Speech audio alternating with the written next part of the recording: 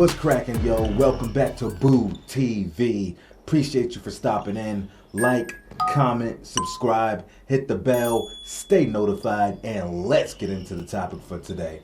What's good, y'all? What's good, y'all? Found another Bill Simmons interview. Just did a Bill Simmons with Larry Bird sit down maybe a week and a half ago. You can check it out in the Larry Bird playlist, reaction video playlist. But now we got interview with Bill Simmons. It apparently was an NBA TV special at some point where he sat down and interviewed the late great Bill Russell, one of the greatest players to ever do it, one of the greatest defensive players to do it, and the greatest champion in the NBA, and arguably the greatest champion in sports history. All right, Bill Russell's laugh is contagious, man. This guy, his laugh could drop rainwater, can bring a flood through the Sahara Desert. This guy's laugh could turn a frog to a prince. I mean, it's crazy how much energy his laugh has. So I hope he gets the laughing in this interview, all right? Let me shut up. This video is about 48 to 50 minutes long. Buckle up, enjoy the show. Let's get into it. Bill Russell retired from basketball the same year I was born, 1969. 4 years later, my father bought one season ticket for Russell's old team, the Celtics. Dad started carrying me into games, including this famous one. Garherd turnaround shot in the air. It's good. It's tied again. I don't believe it. 2 years later, Dad bought a second seat just in time for the unforgettable Larry Bird era. Now there's a steal by Bird. Underneath the DJ. So really, I grew up in the Boston Garden. And whenever Bill Russell came back, I always thought it was confusing. Why was he coaching another team? Why was he announcing games for CBS instead of us? And why didn't he seem to like us very much? I can still see Russell moving aloofly through the crowd, the cheers bouncing off him. Occasionally he'd wave. Mostly he ignored us.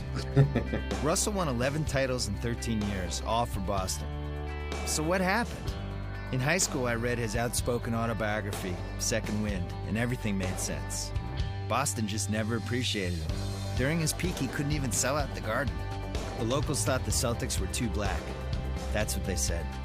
And the more I watched basketball, the more I hated the fact that we never appreciated Bill Russell. When I finally wrote my own basketball book in 2009, I tried to make amends.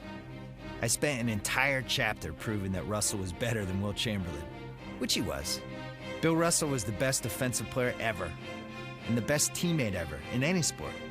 He was also one of the most socially conscious athletes we've ever had, a proud African-American who fearlessly discussed civil rights during a truly frightening time. I never thought Bill Russell got his just due, either as a basketball player or a human being. Eventually, I decided I just had to meet him. I flew to Seattle, and I stopped by Mr. Russell's house.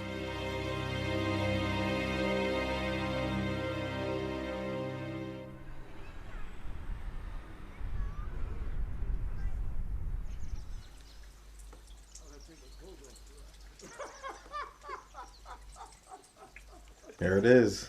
You were the coach of the Sonics in the mid-'70s, and you've lived in Seattle for the last 40 years. I bought this house in '73. I remember, because we had season tickets, I think, from when I was 4 years old on.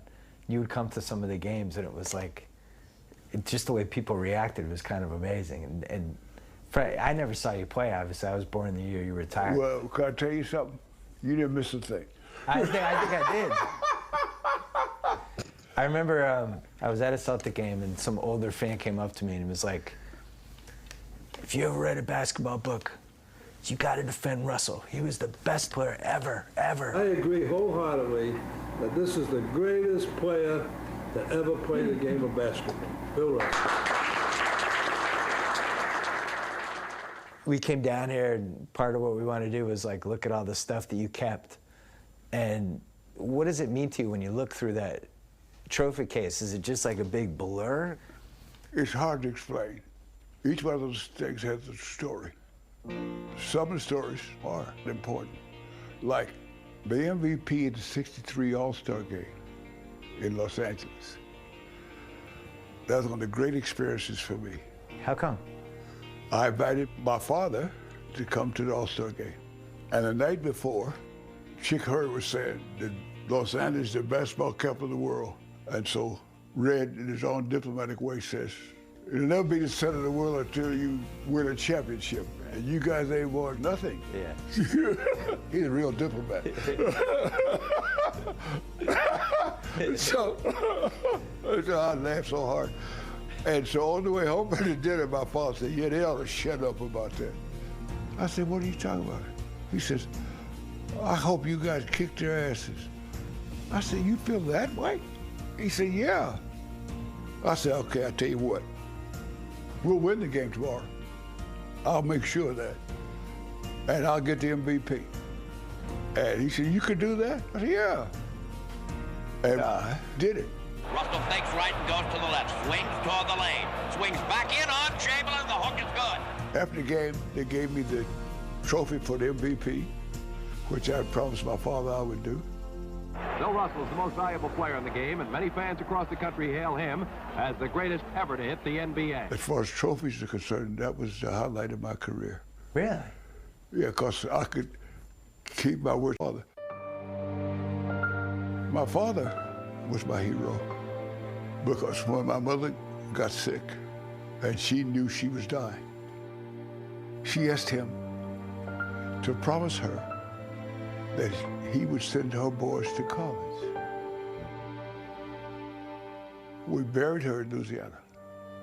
And while we were down there, she had 5 sisters. And so they would decide who was going to take me and who was going to take my brother. And my father says, I'm going to take them both back to California with me. And they said, man can't raise kids. He says, I promised their mother I would try. And so he had a business. And he was making a lot of money. He went back to Oakland, he sold the business. And he started to work in the foundry for $42 a week, which was about half what he had been making before in his business. And he sacrificed so he could be home every night to be a good parent. I was never afraid because I knew that he loved me. And he never let me down. Mm. So how many times did he come see you play? He used to come back to the playoffs. You know, when I got that big contract, I called him up and I says, Dad, you don't have to work anymore. He says to me, I don't want your damn money. I got my own money. I says, but you work in the foundry. You've been working there since I was 12. That's a terrible job.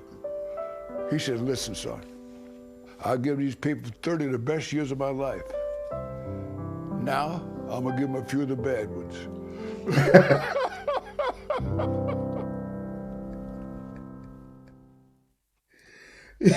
Yo, shout out to Bill Russell's dad, bro. I fuck with everything his dad just said. Boy, that was gold. That was gold. I love it. I love it. I love it. I love it. I love it. I gave these folks all the good years of my life. Now they're going to get the bad ones too. That's good. Respect. Off to a good start with this. This is your Topps rookie card. 1957, All-Star Game MVP here. Up here we have all the stuff from, it seems like high school and college. Nothing from high school. Nothing from high school? What was this one? I guess this is from... This is the AAU tournament my freshman year in college. It's your first trophy, right? Yeah. Was that the year you put it all together? A guy asked me, he says, you talk about McClymonds and you talk about the Celtics, but you never talk about your career in college. Why not? So I just said, by the time I got to USF, I was already what I was going to be. Bill Russell, 6'10" center of the San Francisco Dons, biggest wheel in the collegiate basketball circuit. My first varsity game, played Cal Berkeley. Their center was preseason All-American. First 5 shots he took, I blocked. Damn.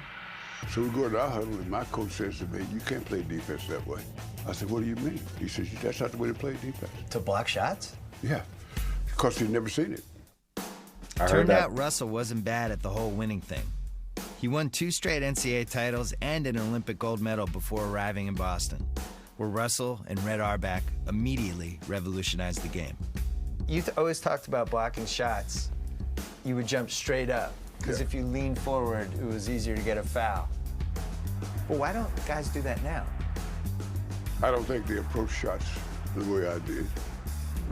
Like all the guys that followed me, approach blocking shots as a defensive maneuver. I block shots as an offensive maneuver. For the first 10 years, I was still surprising people. Because basketball was a very grounded game. Yes. Everybody's shooting those hook shots. It was a horizontal game. And I brought vertical to the game. I talked with Red my rookie year, and he said, do you know how good you are? You're the best player playing basketball. I said, I know that. He says, now I have to confess, I don't know what you're doing. I've never seen anything like it, so I can't help you. But what I will do is as I figure things you're doing, I'll make that part of our system. Well, when you joined the Celtics, Cousy was the biggest star in the league. Yes. I mean, he was considered really the first popular basketball star. I know Mikan was winning titles, but Cousy was like the first entertaining star they had. Bob Cousy, still today, was the best guy running fast break. So Cousy says to me after I got there, you're a pretty good rebounder. Yeah. Yeah. It's one of the things I'm good at. And so we talked, and we decided a spot we want him to go to whenever a shot's taken. When I get a rebound, he said, that'll be the first place you look. So you get the rebound over your head, and you're already turning to see where he is, and you're hitting that spot, and he's off. Yeah. So our fast break was started as the shot was taken. Styles of play have changed too, making for a more aggressive, crowd-pleasing basketball. Okay. The key to this new style of play is the fast break.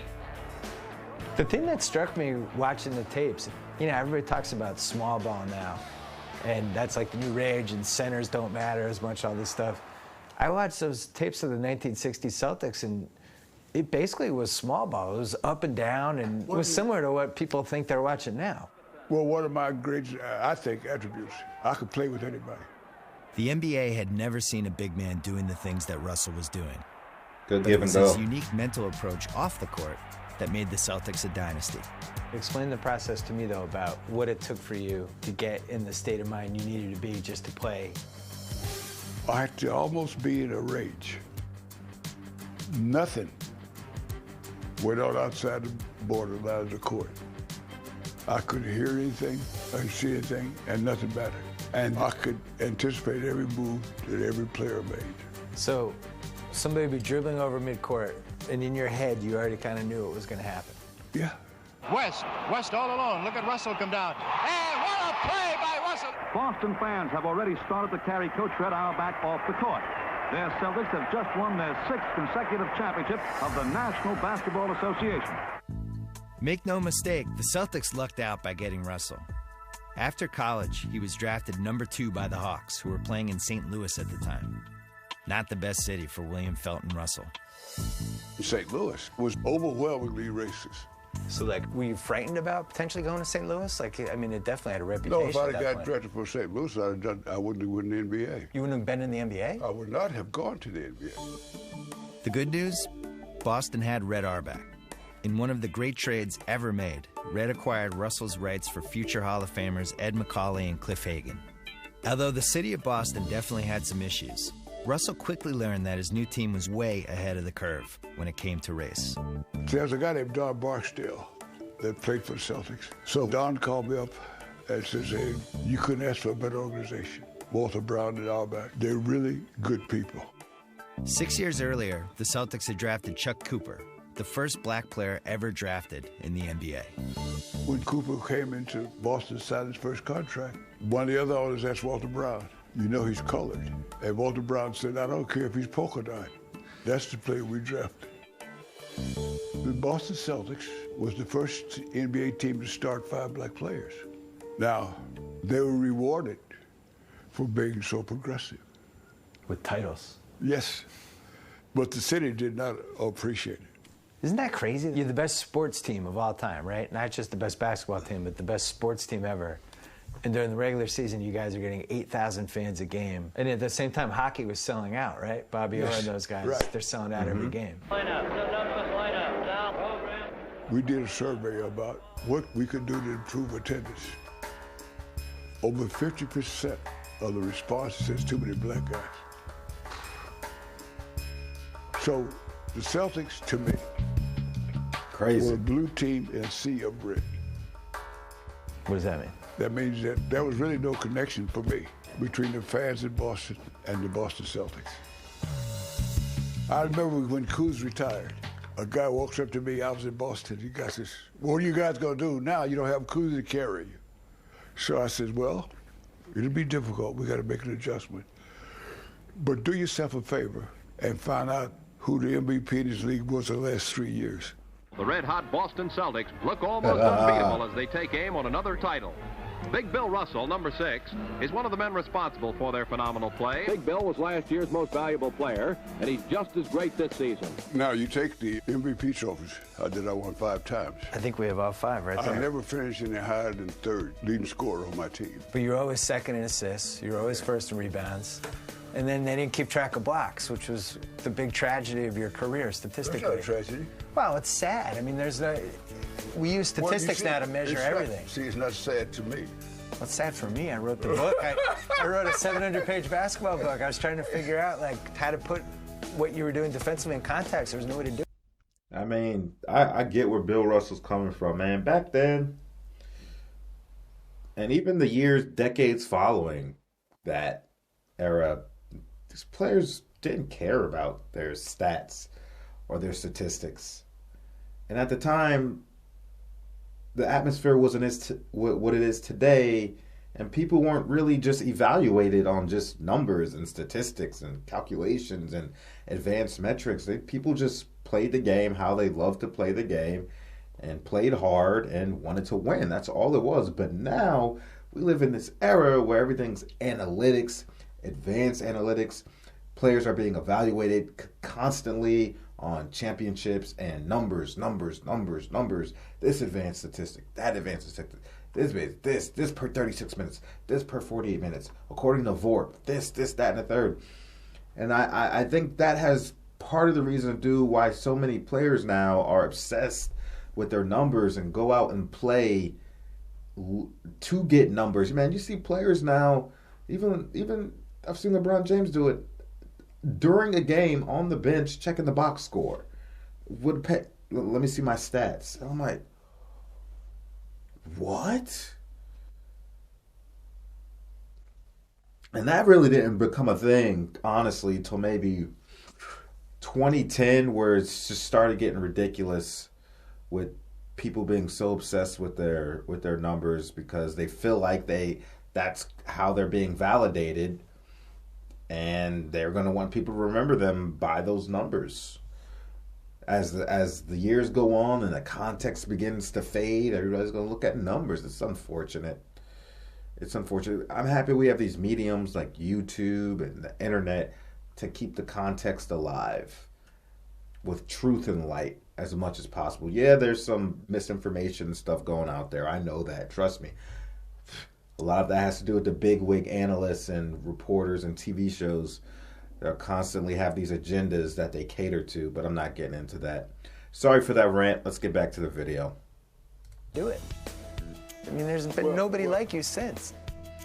Folks tell me, say, you're the greatest defensive player. I said, most of the guys I played against found me very offensive. You always need the best to bring the best out in you. So I was always fortunate to have to know that I was going to play against William, Felton, Russell. The winning is only important if you beat the best. My friend Wilt, Norman Chamberlain, was far and away the best player I've ever played against. It's the greatest debate in NBA history. Russell or Chamberlain? From 1959 through 1969, they played each other an astonishing 142 times. From day one, Wilt Chamberlain was a Goliath, the greatest individual performer the game has ever seen. There will be a period of orientation for me, of course, like it is for every newcomer in the NBA, but I think in the long run, I'll be able to handle myself man-to-man with almost anyone in the league. For me, there's no debate. Russell's teams won 2/3 of their games against Wilt's teams. Russell's teams finished 16-2 in elimination games and 10-0 in Game 7. The Chuck Taylors. Russell's teams won 11 titles. Wilt's teams won 2. Russell even won 5 MVPs, with 4 coming at Wilt's expense. He's the greatest winner of all time, and it's not close. Let's talk about these MVPs. I think you said 62, which is all the way down here, that was your favorite one because that was the year Wilt averaged 50 points a game, and Oscar had the triple-double, but you were the MVP. Well, we won more games. I mean, it wasn't close. We won the Eastern Conference by 12 or 13 games. Wilt's 50, did you feel like that's something he could have done every year? No, that's special. That's once in a lifetime. In fact, I told him, I said, you know, Wilt, I think I'm the only guy on this planet that knows how really good you are. Because he was smart on top of everything else. Yeah. He was the smartest guy I played against. When I was a rookie, Wilt was a freshman in Kansas. We played a Sunday game in St. Louis. And he drove to St. Louis from Kansas and looked me up, and we spent the day together on Saturday. And you'd never met him before that? No. And nobody knew that we knew each other. He'd come past my house on Thanksgiving because we played Philly, Boston all the time, sleep in my bed, eat the food, sleep in my bed, and go out there and whip my butt. Understand? And my mother would say, "No, Will, we shouldn't feed Bill so well the next time." You know, whatever. But yeah, well, okay, you're right now. I'm gonna do something about that. Understand? People seem to think that your friendship with him helped you a little bit competitively because he liked you so much. That's a crock. Do you know what the NBA rebound record is? It's 55 rebounds by Wilt Chamberlain. You know who the other center was that night? It was Bill Russell. Now, how's that taken easy? Well, after he got in the league, folks were trying to compare us. I decided that I will never change the way I play for the Celtics, to try to play to match him. I wrote a chapter in my book about you and Chamberlain and some of the perceptions that have emerged since you guys finished playing. And one of the things that almost seemed a little bit of a myth to me was that people say you always had better teammates than him, which wasn't necessarily true for about half of those seasons. He played with some good guys. And we talked about that one time, just once. After you played or during? Long after we played. He said that that was not true, simply because his teammates had to feed him, and I fed my teammates. And the thing that you did was you were able to adjust to whoever your teammates were. My adjustments were always, what will I have to do to make sure we keep winning? Bill Russell, 30 points and 40, I repeat, 40 rebounds. You get the 10,000-point basketball here and the 20,000 rebounds. I don't think anyone's getting 20,000 rebounds again. I'm going to say I think you and Wilt were the only two. I think that's it. He called me up one day. Sports Illustrated had a cover and said, "Is Dennis Rodman the best rebounder ever?" Oh, God. And Wilt was so annoyed. And I cleaned it up saying annoyed. So he calls me up and he asked me, did I believe this bleep? And so I said, well, I don't pay attention to that. He says, I had more rebounds a quarter than he had a whole game. In the 60s, Wilt was just picked apart more than any athlete.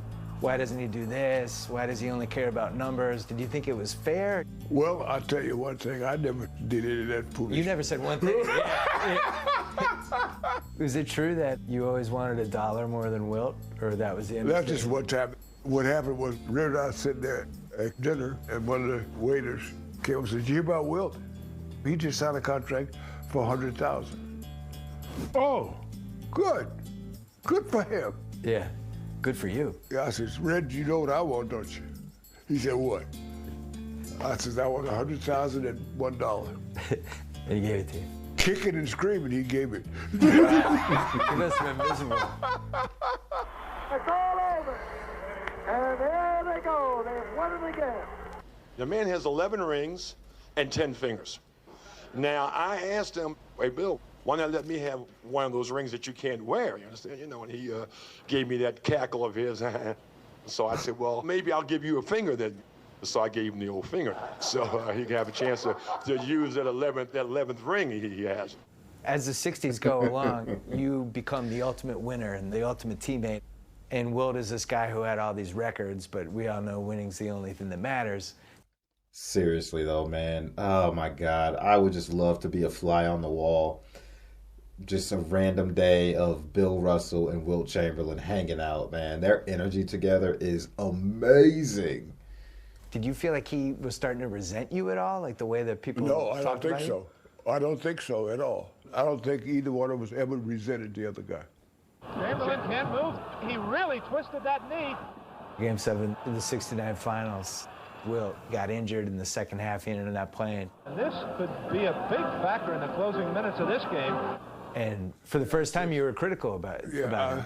What happened was I was speaking in a college in Nebraska, I think, and there was a reporter in the guy there with the students. Oh, and you didn't know there was a reporter there? And he says, "You wouldn't have won if Wilt hadn't got hurt." And I was annoyed. And I said, if I got hurt and so I couldn't play, they'd have to take me straight to the hospital. And you guys didn't talk for years? Yes. But a couple of years later, I had a chance that we were alone. Yo, Wilt Chamberlain looks like Spencer Dinwiddie right there. Uncanning Spencer Dinwiddie. Wow. Looked him in the eye, and I said, I apologize. Wilt Chamberlain died today at his Bel Air home of an apparent heart attack. The Big Dipper was 63 years old. Rest in peace. I'm unbelievably injured by what happened the last few days. This was an integral part of my life and a good friend. Wilt and I were not rivals. I tell people that, and they say, what are you talking about? We were competitors. You see, in a rivalry, there's a victor and a vanquished. He was never vanquished. And so we were competitors.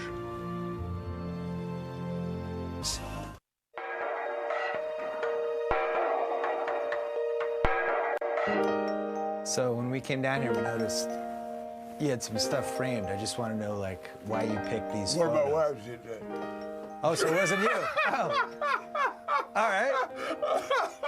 But there has to be some rhyme or reason. Like, what about the Sportsman of the Year, '68, such a tumultuous year in American history? Well, the reason that was important was it had nothing to do with basketball. Yeah. It had to do with being an athlete with a social conscience. You are a superb athlete and have intense pride in that, but to be judged on other things, too. Yes, you know, it's something that says we see you as a man. Rather than this is an athlete or a performer, this is a man. And this is what this award means to me. In 1967, Muhammad Ali risked his career by refusing to be drafted to fight in Vietnam. America's finest black athletes stood by him, with Bill Russell leading the way. Look at some of the personalities from that decade. You and Ali and Jim Brown and Kareem, like, these are some of the most thoughtful athletes ever, and you're all there at the same time. We came out of friendship to Muhammad Ali. And I know that we wanted to find out from him. You know, you read the papers, you see on television and all this kind of stuff, what is going on? What I did, or tried to do, was support all these guys. And you were also the first African-American athlete who was outspoken and talked about stuff that really nobody was talking about in the 60s. Like, you were the first one. Do you think that you will get some white kids to play basketball with Negro kids? I think so. I don't see why not. My kids play with white kids, and nobody got hurt yet. Jackie Robinson was a hero to all of us. Yeah. And I don't know if you know that I was pallbearer at Jackie Robinson's funeral. And I had enormous respect for him. But my attitude was that Jackie took us from point A to point B. And I want to go from point B to point C. It was my inheritance from Jackie to do things, to seize that opportunity. Go back to my childhood, when we first moved into the projects. My mother was unpacking, and I was sitting on the steps, and these 4 kids ran by, and one of them slapped me as he was going by. So I did what 9-year-old kids do. I went home and told my mother, went upstairs and told my mother, that guy hit me. She grabbed the house keys and grabbed me, and we went all through the projects looking for those guys. And she said, these the guys? I said, yes, ma'am. Well, you're going to fight every one of them one at a time. It was 5 of them. I lost 3 and won 2. And so I go home, crying, and she says, don't cry. You did what you had to do. You had to stand up for yourself. And that lesson you just took through the 50s and 60s. The things that I did was I never let anybody, as my mother used to call it, run over me. I left the hotel and I went to a restaurant down the street. And the proprietor asked me what I wanted. I said, this is a restaurant, isn't it? I'd like to get something to eat. He told me no. We played a game and we were booked to play a game in Lexington, Kentucky. Casey went down to the restaurant in the hotel we were staying, and they would not serve him. I decided, and the other guys decided to go along with me not to play. So I told Ray we were leaving. I said, because it's important to me that everybody everywhere knows that the black players decided they'll stand up for themselves. And that was it? Yeah. Although one of the newspapers in St. Louis wrote that the black players embarrassed the Celtics and they should be suspended and fined. Martin Luther King Jr. was killed tonight in Memphis, Tennessee, shot in the face as he stood alone on the balcony of his hotel room. We're talking about 1968 and when Martin Luther King got assassinated. What do you remember now? It's been almost 45 years since that happened. Well, you know, I had met him at the March on Washington. And you were there for the I Have a Dream speech? Yes, yes. In fact, I was invited to go on the stage, but I respectfully declined because they had been working on that for more than a year, and I hadn't done anything. And I didn't think it was right or fair to me go up on the stage and say, see, I'm one of the guys. Yeah. Yeah. And so I sat in the first row. So that's respect, man. That's respect. That's respect, man. For real. You get the news that he's been killed. You're about to play the Sixers in the '68 playoffs. Well, they asked us, do you want to call the game off? And someone pointed out that 12 or 13,000 people on the streets with emotions off the chart. And if we play the game, they'd give the folks a chance to cool down. And that's the reason we had the game. So you're glad you had the game in retrospect? It seems like it was the right idea. I don't know. I don't know how I feel about that. We did what we thought was right at that time. Right. President of the United States, he said in 40 years he thought a Negro could be elected president. But when the atmosphere is as it is today, what happened for 400 years? A few young people here that would like to be president of the United States. If you'd like to, don't give it up. You don't have to give it up. Because in spite of everything, I want you to remember one thing.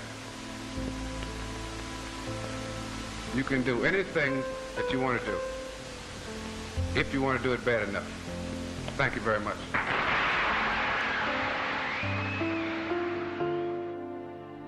Bill Russell, the man, is someone who stood up for the rights and dignity of all men. He marched with King. He stood by Ali. When a restaurant refused to serve the black Celtics, he refused to play in the scheduled game. But he kept on focusing on making the teammates who he loved better players and made possible the success of so many who would follow. You received the Medal of Freedom, which is the highest honor that an American citizen can get. I feel honored to be on the same stage with the president. All the stuff you fought for in the 60s and then it leads to that moment. That's pretty cool, too. That's what he said to me. He said, thanks for the inspiration. He said that I was one of the reasons he was able to become president because I elevated the standards of behavior for black folks. Here he is, the new coach of the Celtics, the best team. Thank you. You haven't seen this, by the way. We borrowed this from the Hall of Fame. This is the whistle that Red gave to you. Yeah. Is that right? Yeah. Auerbach retired from coaching in 1966, naming Russell his successor, the first professional black coach ever. Player coach. Everyone thought it was a groundbreaking moment. Naturally, Russell disagreed. If he had mentioned that I would be the first African-American coach, I told him where to shove that. Right, because you didn't care about that. No, I sincerely felt I was the best person for that job. In fact, I didn't even think about it until the press conference when we announced it. As the first Negro coach of a major league sport, can you do the job impartially without any racial prejudice in reverse? Yes. How? Because the most important factor is respect. And basketball respects a man for his ability, period. It's simple. When you took over as the player coach, it was a little different of a league than it is now. Now these teams have like, 7, 8 assistant coaches. It was basically you were just a coach. Like, did you even have an assistant? No, I did not have an assistant. He has been tremendous in getting us up for ball games. And John, he's a little bit tougher than Red. Pat Riley always talked about when you win a title, everybody wants more. Guys want more money. They want more minutes. Well, it's hard to keep a team together. Yeah. So how did you guys do that? Some of it had to do with you and the fact that you were so unselfish. Well, I saw John Havlicek one day sitting there. I said, "What's wrong with you?" He says, "Nothing that $3,000 won't take care of." I said, "What are you talking about?" He says, "Well, Red browbeated me into signing his contract, and I wanted more money. But you know how Red is." So I go to Red. I said, "What'd you do to John?" John Havlicek is my best ball player. He gets it out deep, and Havlicek steals it. Over the sand goes. Havlicek stole the ball. Bill Russell wants to grab Havlicek. He hugs him. So I said, "Red, here's what I want you to do. Give him $3,000 that he wants." I said, "But I don't want you to tell him that I told you to do that." He said, "Why not?" I said, "Well, Red, I'll be gone long before John. And I want his loyalty to be to the Celtics, not to me." In Russell's first year as player coach, Boston's historic run of 8 straight titles abruptly ended. Not only did Wilt finally beat the Celtics, Philly's crowd buried them. Prematurely, as it turned out. The next spring, Boston rallied from a 3-1 deficit to beat Philly, eventually capturing Russell's 10th title. So much for Boston being dead. By 1969, Russell had secretly decided he was done. This would be his final season. For the 6th time that decade, Boston faced the Lakers in the finals. This time, the creaky Celtics were heavy underdogs. The Lakers didn't just have Jerry West and Elgin Baylor. Now they had Wilt Chamberlain, too. Uh-oh. Fittingly, it came down to a Game 7. The Lakers had home court advantage. The Celtics had Russell, somebody who had never lost a Game 7. I can't help but wonder, how do you feel about going into another 7th game, this time on somebody else's floor? We've done it before. Everybody thinks you guys are like the old fart Celtics. You don't have a chance. The Lakers are going to be the new powerhouse. I want to set the game up for you so maybe you understand my attitude. I knew what he was going to say. Even though Russell owned them all decade, the Lakers were so confident before that Game 7, they stuck 10,000 balloons in the rafters to be dropped right after they won. Before the game, Russell found a copy of those celebration plans. You're not going to believe this, but he took it a little personally. I said, if this team played the best game any team in the history of this franchise played, they would still lose. I said, it's impossible for them to win tonight. I said, I'm going to explain it to you. They are a great basketball team. Tonight, we're going to find out how good are they at track and field. We're going to fast break. So every time you shoot, I want one guard on this side, near half court, another guard on this side. So it's the old Kuzi play. Yeah. That's what he's doing now. I said, the key is defense, rebound, and outlet passing. Mm-hmm. I am the best that ever did that. Mm-hmm. We're going to run them out of the gym. 80. And Russell. Got Russell getting ahead. 17 points ahead going into the last quarter. And then you held on down the stretch, basically. Yes. Right? With Wilt watching the last few minutes from the bench, Russell prevailed over his favorite competitor one more time. The Celtics miraculously celebrated one last title. And no, they never dropped those balloons. And the Celtics, they have done it again. A spectacular finish. At the end of that game, you got interviewed by Jack Twyman, and you literally couldn't speak. Chris, I'm here with Bill Russell. Bill, this must have been a great win for you. Jack?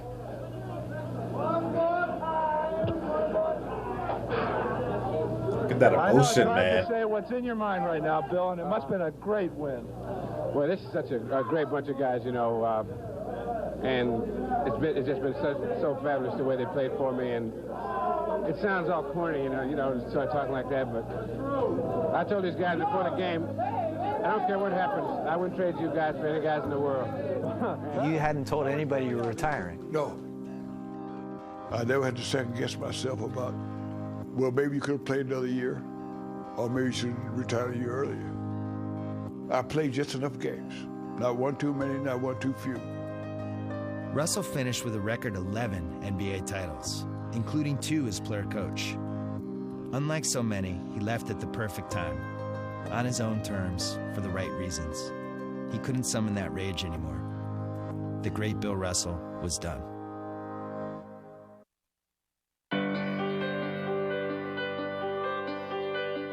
Each year, the Finals MVP is given to an exceptional, extraordinary player based on his performance on the grandest stage in all of basketball. This award will henceforth be named for Bill Russell, the ultimate champion and true legend of the game. I want to talk about this trophy because they did not hand out the NBA Finals MVP until 1969. That was my last year. Right. And that's the first time they had it, okay? And your team won. And that was the only time that the MVP of the finals was on the losing team. Jerry West. And I had no objection to him winning it. Well, it's hard to be the most valuable on a team that didn't win. I would think valuable means player that helped the team win the most. I think he averaged around 40 points a game. But your team won the title. Don't care. But then they ended up naming this after you. Plus, you get to go to the final game every year. I get a free ticket. You get a free ticket, good seats. They get you nice seats. How are you, sir? The great Tim Duncan. No, the great Bill Russell. I just heard about the award. That's awesome. Unbelievable. That's unbelievable for the award, not for you, obviously. Honored to have your name on there. That's great. That's great. Thank you. Great to see you. You get to see whoever the best. Well said, Timmy. Well said. That's incredible for the award, not for you. I like that. You don't see Tim Duncan interacting a lot, man. You know how Tim Duncan is. You know his demeanor. So that was actually really cool to see Timmy and Bill Russell dapping it up. Two of the greatest, man. Best player of that finals is. That's kind of cool. It's like a little bit of a torch passing. I mean, you can see the look on these guys' faces. Like, not only did you just win the title, but now you're standing there. 11 titles in 13 years, and you're giving them the trophy. It's got to be amazing. Most of those guys playing now are only related to their grandfathers. I'm the other number 6. No, you the original number 6. That's the only reason why I wear this number. What do these guys say to you? What do guys like LeBron and Kobe and the best players now, what are like the most common things that they ask you? Kobe says to me, I read all your books. But I got that because I read your book. Oh, okay. Listen, maybe I'm reaching here. You just saw, I'm going to rewind. It was Dwight Howard. And Bill Russell was talking to him. And Dwight Howard is just flipping through a book. No, you the original number 6. That's the only reason why I wear this number. What do these guys say to you? What do guys like LeBron and Kobe and the best players now, what are like the most common things that they ask you? That better be Bill Russell's book that he's flipping through. That better be Bill's book. And I say that because Dwight Howard, outside of that footage of him working with working with Hakeem,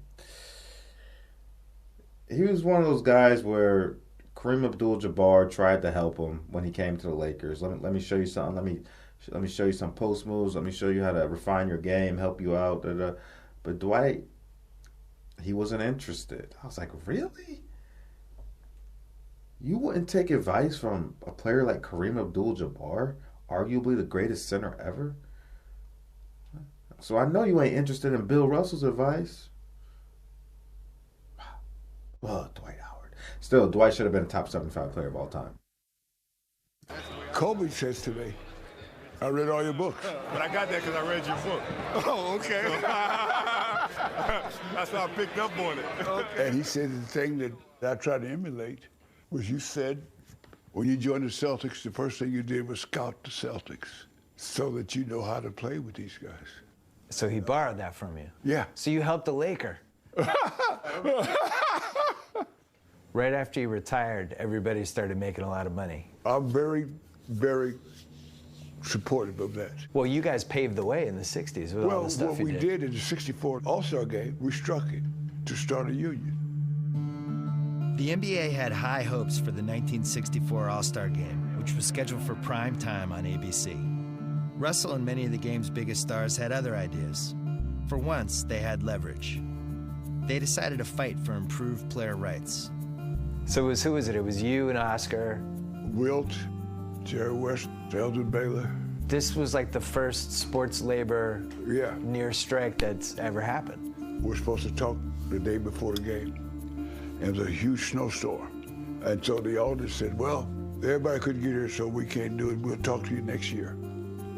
That was not good enough. So we said, we're not going to play. They said, well, the hell with it. Well, we just won't have a game. But they had their first contract with ABC to televise the first All-Star game. And ABC says, you want us to broadcast your games? You can't even get your players on the floor. They wanted that big TV money. So they said, well, if you guys play the game tonight, at the end of the season, they'll recognize the Players Association. You know, when I was researching my book, I was always amazed that I didn't even know that story until I did the research. It feels like that 64 All-Star game and then everything that happened after should have been remembered a little more than it was. Because that day basically paved the way for guys now. Yeah, well, I think it happened in all sports. You basically never played basketball ever again after Game 7 of the 1969 Finals. I didn't play anymore. Not one pickup game, nothing? No. I had one game with my oldest son. Can you tell that story? I took my kids to the Olympics. 1972. Yeah. And he says, I'm playing basketball every day, and I'm running out of competition. Uh-oh. He says, you want to play me one-on-one? Son, I don't play basketball anymore. You scared of being embarrassed? No. Well, I think he's scared. Okay. So we go out to this court. I said, how many baskets? He says, 21. I says, okay. So I got him 19-0. And then I says, now you can score twice. And he says, why? I said, just score twice. So he scores twice, and then I finished off, so I beat him 21-2. He says, oh, why'd you let me score twice? I said, for two reasons. One, you can't go away and say that I was so mean that I skunked you. And you could also brag that you scored twice on Bill Russell. And he never challenged you again, I'm guessing. Oh, no. Yeah. Oh, no. So that was it. That was the last time you played? Yeah, that was the last time I played. And against your son? Yes. After you retired from the Celtics, you moved to LA for a couple years, which you were a season ticket holder of the Lakers, which I never knew. Weird to think of you going to Laker games. You want to hear a funny story? Yeah. That's absolutely true. They had a ceremony for Jerry West. They had me sit next to Jack Kent Cooke, who owned the team at the time. About a week later, I get a call. Jack Kent Cooke wanted to talk to me. So he says, Bill, I've been thinking about it. What I'm going to do is have you come out of retirement and play for the Lakers. What? So I says, don't you have a guy named Wilt Chamberlain playing center for you? He said, yeah. I said, how would he feel playing backup center? So he actually thought you'd want to play for the Lakers? I said, Jack, I never play basketball again. But if I were, it would only be for the Celtics.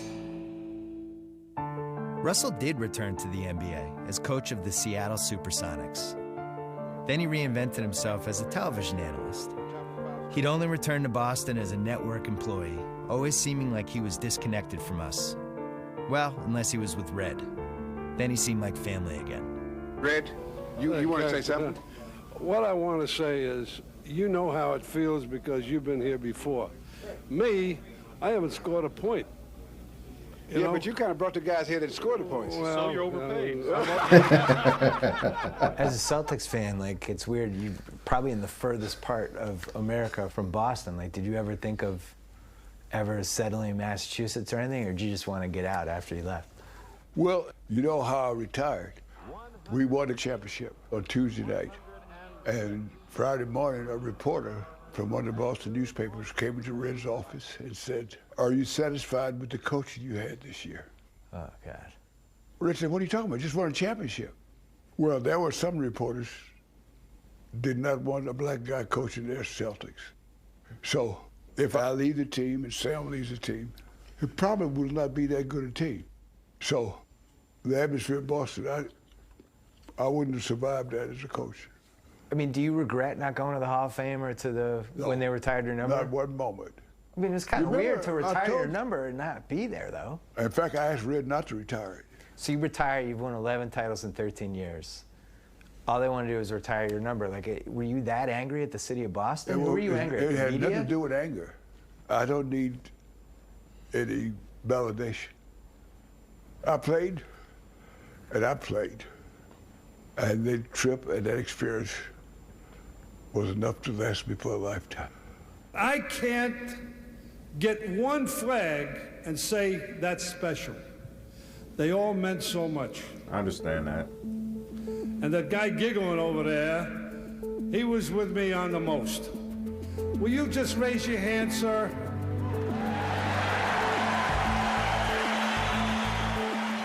I hope that one day, in the streets of Boston, children will look up at a statue built not only to Bill Russell the player, but Bill Russell the man. Now, a good 44 years after he retired, the city of Boston is finally building a statue in his honor. But for Bill Russell, only one thing has ever truly mattered. The Celtics were a way of life to me. A group of people so diverse you cannot imagine, working together day in and day out for a common goal. I thoroughly enjoyed my teammates. And I always said that when I left the Celtics, I could not go to heaven because there'd be a step down. Ooh. I am pure, them in bars, 100% Celtic. I think if you slashed my wrist, the blood would have been green.